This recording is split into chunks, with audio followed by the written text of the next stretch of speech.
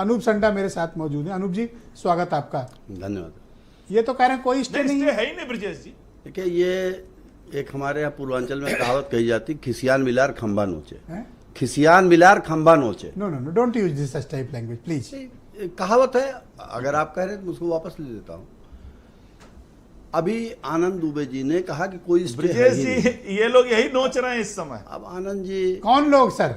सपा वाले या मुसलमान? एक सेकंड सर, यही विपक्ष वाले। अच्छा ठीक, हाँ बोले सर।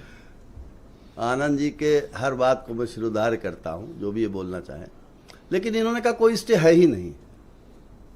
आपने खुद बताया, खुद पढ़ा और सारी चीजें स्पष्ट कर दी। देखो, मैंने तो कहा फंस गया। इनकी राष्ट्रीय स्वयंसेवक संघ के एजेंडे पर चलने वाली सरकार के जो सांप्रदायिक मंसूबे थे, उसके ऊपर माननीय उच्चतम न्यायालय ने लगाम लगाने का काम किया है। ये चाहते थे कि इस देश के मुसलमानों की भावनाओं को आहत करके इस देश में सांप्रदायिक तनाव पैदा। अच्छा, ये मुसलमानों के खिलाफ है ये वाला? अच्छा, मैं समझ नहीं पाया। नहीं, अब आनंद दुबे जी तो अभी भी नहीं समझ पाए, वो तो अभी बता रहे हैं कि जनहित में इसको सब कर रहे हैं। लेकिन ये जितने मुद्दों से लोगों को आहत करना चाहते थे और अधिकारों को छीनना चाहते थे, उन सब पर तो माननीय उच्चतम न्यायालय ने रोक लगा दी।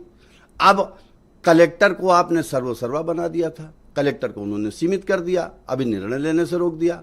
उन्होंने कह दिया कि वक्फ बाई यूजर चलेगा। साहब, 13वीं सदी की संपत्ति है, 14वीं सदी की संपत्ति, उसका दस्तावेज कहां से आएगा? ये सारे सवाल, जितने भी सवाल थे, डिनोटिफिकेशन को रोक दिया उन्होंने। तो जिन सवालों पर मूलतः आपत्ति थी लोगों की, उन सारे सवालों पर तो उच्चतम न्यायालय ने राहत दे दी।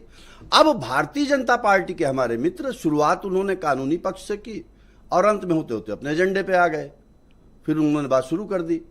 तो इनका कुल मिलाकर के पानी किधर भी बहाइए, जिधर ढाल होगी उधर जाएगा। तो हमारे मकसद से कानून लाए गए।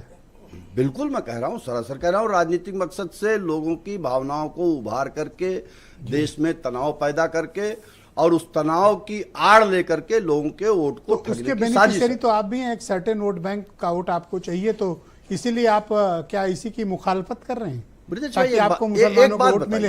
एक बात बताइए, हमारे बगल में हमारे संघ के मित्र बैठे हैं और उसी संघ की विचारधारा पर भारतीय जनता पार्टी चलती है, और संघ की जो बाइबिल है, गुरु गोलवलकर की बंच ऑफ थॉट्स, उस किताब का एक अध्याय कहता है कि भारत के आंतरिक खतरे हैं मुसलमान, ईसाई और कम्युनिस्ट। धन्यवाद सर। मैं डॉक्टर तो क्या हम ऐसा नहीं समझ सकते कि अगर सरकार ऐसे कानून ला रही तो उसके पीछे उसकी नीयत क्या है? आनंद जी, आपको वेट करना पड़ेगा सर, अपनी बारी में बोलें प्लीज सर।